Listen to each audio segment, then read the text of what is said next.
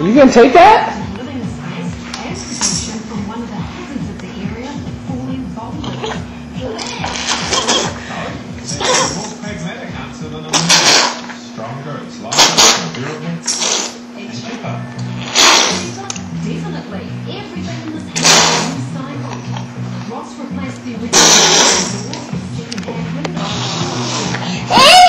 Stop being a camera hog. But Daddy's got it out.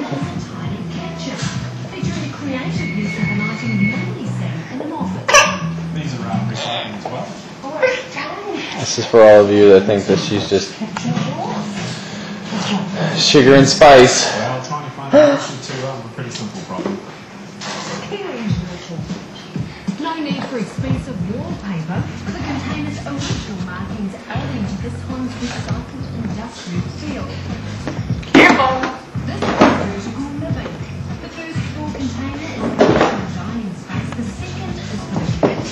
And the third container is for grown-ups.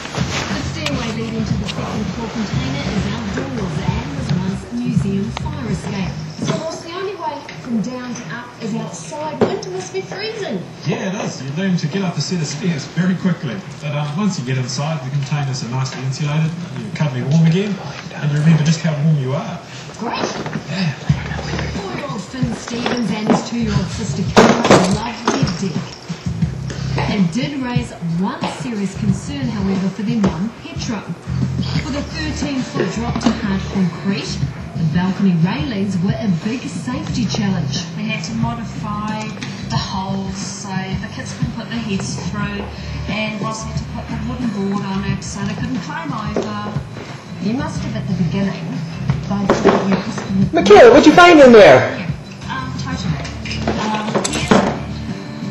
Who would in their right mind want to know what a shipping container, you know? But, Hey! when Ross Mikayla, what'd you find? What's in there? It's just part of it. At the centre of the second floor is a family-sized closet and dressing area.